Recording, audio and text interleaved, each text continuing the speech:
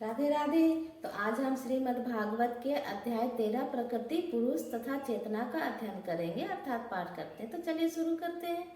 तो अर्जुन ने कहा, हे कृष्ण, मैं प्रकृति एवं पुरुष, क्षेत्र एवं क्षेत्रज्ञ तथा ज्ञान एवं ज्ञेय के विषय में जानने का इच्छुक हूँ।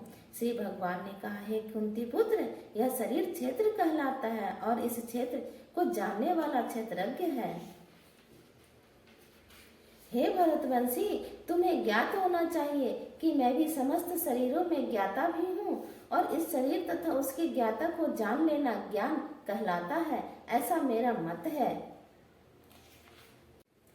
अब तुम मुझसे यह सब संक्षेप में सुनो कि कर्म क्षेत्र क्या है, यह किस प्रकार बना है, इसमें क्या परिवर्तन होते हैं, यह कहाँ से उत्पन्न होता है, इस कर्म क्षेत्र को जानने वाला कौन है और उसके क्या प्रभाव हैं। विभिन्न वैदिक ग्रंथों में विभिन्न ऋषियों ने कार्यकलापों के क्षेत्र तथा उन कार्यकलापों के ज्ञाता के ज्ञान का वर्णन किया है। इसे विशेष रूप से वेदांत सूत्र में कार्य कारण के समस्त तर्क समेत प्रस्तुत किया गया है। पंच महाभूत, अहंकार, बुद्धि, अव्यक्त, तीनों गुणों की अप्रकट अवस्था, 10 इंद्रियों तथा मन, 5 इंद्रिय विषय, इच्छा, द्वेष, सुख दुख, संघात, जीवन के लक्षण तथा धैर्य, इन सबको संक्षेप में कर्म का क्षेत्र तथा उसकी अनंत क्रियाएं विकार कहा जाता है। विनम्रता, दम्भहीनता, अहिंसा, सहिष्णुता, सरलता, प्रामाणिक गुरु के पास जाना, पवित्रता, स्थिरता, आत्मसंयम, इंद्रिय तृप्ति के विषयों का परित्याग, अहंकार का अभाव, जन्म मृत्यु, वृद्धावस्था तथा रोग के दोषों की अनुभूति, वैराग्य, सनातन, स्त्री, घर तथा अन्य वस्तु की ममता से मुक्ति, अच्छी तथा बुरी घटनाओं के प्रति संभाव, मेरे प्रति निरंतर अन्योन्य भक्ति, एकांत स्थान में रहने की इच्छा, जन समूह से विलगाव, आत्म साक्षात्कार की महत्ता को स्वीकारना तथा परम सत्य की दार्शनिक खोज, इन सबको मैं ज्ञान घोषित करता हूँ और इनके अतिरिक्त जो भी है वह सब अज्ञान है। अब मैं तुम्हें ज्ञेय के विषय में बतलाऊंगा, जिसे जानकर तुम नित्य ब्रह्म का आस्वादन कर सकोगे। यह ब्रह्म या आत्मा जो अनादि है और जो मेरे अधीन है, इस भौतिक जगत के कार्य कारण से परे स्थित है। उनके हाथ, पांव, आंखें, सिर तथा मुख तथा उनके कान सर्वत्र हैं। इस प्रकार परमात्मा सभी वस्तुओं में व्याप्त होकर अवस्थित है। परमात्मा समस्त इंद्रियों के मूल स्रोत हैं, फिर भी वे इंद्रियों से रहित हैं। वे समस्त जीवों के पालन करता होकर भी अनासक्त हैं। वे प्रकृति के गुणों से परे हैं, फिर भी वे भौतिक प्रकृति के समस्त गुणों के स्वामी हैं। परम सत्य जड़ तथा जंगम समस्त जीवों के बाहर तथा भीतर स्थित है। सूक्ष्म होने के कारण वे भौतिक इंद्रियों के द्वारा जानने या देखने से परे हैं। यद्यपि वे अत्यंत दूर रहते हैं, किंतु हम सबों के निकट भी हैं। यद्यपि परमात्मा समस्त जीवों के मध्य विभाजित प्रतीत होता है, लेकिन वह कभी भी विभाजित नहीं है। वह एक रूप में स्थित है। यद्यपि वह प्रत्येक जीव का पालन करता है, लेकिन यह समझना चाहिए कि वह सबों का संहार करता है और सबों को जन्म देता है। वे समस्त प्रकाशमान वस्तुओं के प्रकाश स्रोत हैं। वे भौतिक अंधकार से परे हैं और अगोचर है। वे ज्ञान है, ज्ञेय है, ज्ञान के लक्ष्य हैं। वे सबके हृदय में स्थित हैं। इस प्रकार मैंने कर्म क्षेत्र, ज्ञान तथा ज्ञेय के संक्षेप में वर्णन किया है। इसे केवल मेरे भक्त ही पूरी तरह समझ सकते हैं और इस तरह मेरे स्वभाव को प्राप्त होते हैं।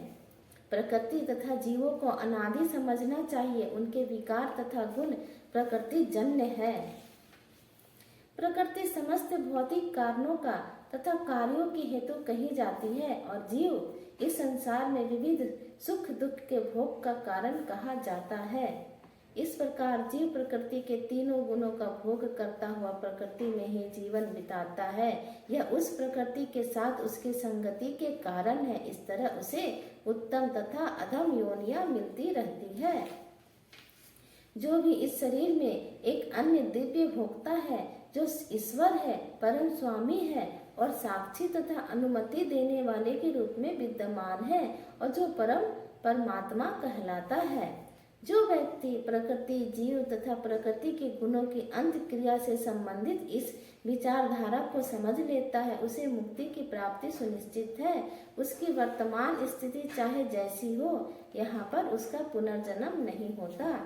कुछ लोग परमात्मा को ध्यान के द्वारा अपने भीतर देखते हैं, तो दूसरे लोग ज्ञान के अनुशीलन द्वारा, कुछ ऐसे हैं जो निष्काम कर्म योग द्वारा देखते हैं। ऐसे भी लोग हैं जो यद्यपि आध्यात्मिक ज्ञान से अवगत नहीं होते, पर अन्यों से परम पुरुष के विषय में सुनकर उनकी पूजा करने लगते हैं। ये लोग भी प्रामाणिक पुरुषों से श्रवण करने की मनोवृत्ति होने के कारण जन्म तथा मृत्यु के पथ को पार कर जाते हैं। हे भरतवंशियों में श्रेष्ठ, यह जान लो कि चर तथा अचर जो भी तुम्हें अस्तित्व में दिख रहा है, वह कर्म क्षेत्र तथा क्षेत्र के ज्ञाता का संयोग मात्र है। हे परमात्मा, जो परमात्मा को समस्त शरीरों में आत्मा के साथ देखता है, जो यह समझता है कि इस नश्वर शरीर के भीतर न तो आत्मा न ही परमात्मा कभी भी विनष्ट होता है, वही वास्तव में देखता है कि जो व्यक्ति परमात्मा को सर्वत्र तथा प्रत्येक जीव में समान रूप से वर्तमान देखता है, वह अपने मन के द्वारा अपने आप को भ्रष्ट नहीं करता। इस प्रकार वह गंतव्य को प्राप्त करता है। जो यह देखता है कि सारे कार्य शरीर द्वारा संपन्न किए जाते हैं, जिसकी उत्पत्ति प्रकृति से हुई है, और जो देखता है कि आत्मा कुछ भी नहीं कर सकता, वही यथार्थ में देखता है। जब विवेकवान व्यक्ति विभिन्न भौतिक शरीरों के कारण विभिन्न स्वरूपों को देखना बंद कर देता है और यह देखता है कि किस प्रकार से जीव सर्वत्र फैले हुए हैं, तो वह ब्रह्म बोध को प्राप्त होता है। शाश्वत दृष्टि संपन्न लोग यह देख सकते हैं कि अविनाशी आत्मा दिव्य, शाश्वत तथा गुणों से अतीत है। हे अर्जुन, भौतिक शरीर के साथ संपर्क होते हुए भी आत्मा न तो कुछ करता है और न लिप्त होता है। यद्यपि आकाश सर्वव्यापी है, किंतु अपने सूक्ष्म प्रकृति के कारण किसी वस्तु से लिप्त नहीं होता। इसी तरह ब्रह्म दृष्टि में स्थित आत्मा शरीर में स्थित रहते हुए भी शरीर से लिप्त नहीं होता। यद्यपि आकाश सर्वव्यापी है, किंतु अपनी सूक्ष्म प्रकृति के कारण किसी वस्तु से लिप्त नहीं होता। इसी तरह ब्रह्म दृष्टि में स्थित आत्मा शरीर में स्थित रहते हुए भी शरीर से लिप्त नहीं होता। हे भरत पुत्र, जिस प्रकार सूर्य अकेले इस सारे ब्रह्मांड को प्रकाशित करता है, उसी प्रकार शरीर के भीतर स्थित एक आत्मा सारे शरीर को चेतना से प्रकाशित करता है। जो लोग ज्ञान के चक्षुओं को शरीर तथा शरीर के ज्ञाता के अंतर को देखते हैं और भव बंधन से मुक्ति की विधि को जानते हैं, उसे परम लक्ष्य प्राप्त होता है। तो आज श्रीमद् भागवत का 13वां अध्याय प्रकृति, पुरुष तथा चेतना का अध्ययन समाप्त हुआ। तो राधे राधे। कल हम फिर से मिलते हैं प्रकृति के अध्याय 14 प्रकृति के 3 गुण। तो राधे राधे।